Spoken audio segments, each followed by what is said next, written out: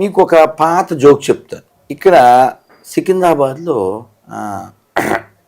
జయసుధ అని ఒక సినిమా ఆవిడ పోటీ చేసింది, అప్పుడెప్పుడు గెలిచిన తర్వాత ఇంటర్వ్యూలో ఎక్కడో చెప్పింది, నేను గొర్రెల ఓట్లతోనే గెలిచాను అని. అంటే ఓట్లేసిన హిందువులు కౌంట్ కాలేదు కదా, ఓట్లేసిన హిందువులు ఎదవలనే కదండి.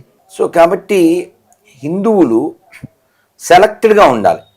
నేను ఒక వీడియో చూశాను, అమెరికాలో ఒక పెద్ద పందుల గుంపు ర్యాలీ చేస్తుంది. అక్కడ ఉండేటువంటి వాళ్ళ జాతి వాళ్ళకి చెబుతూ, మీరు హిందువుల దగ్గర ఏమి కొనకండే అని నేను స్టేటస్ కూడా పెట్టాను. ఇప్పుడు ఉమ్ము పోస్తున్నారు వీళ్ళు, హిందువులు ఎవరు అన్నిట్లో దేంట్లో ఉమ్మే ఉచ్చ కూడా కలుపుతారు వీళ్ళు, మలం కూడా కలుపుతారు వీళ్ళు.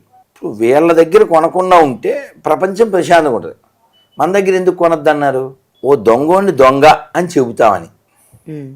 సో కాబట్టి ఈ విధ్వంసం జరగడానికి కారణం ఏంటంటే వారి మస్తకం పాడైపోవడానికి కారణం పుస్తకం.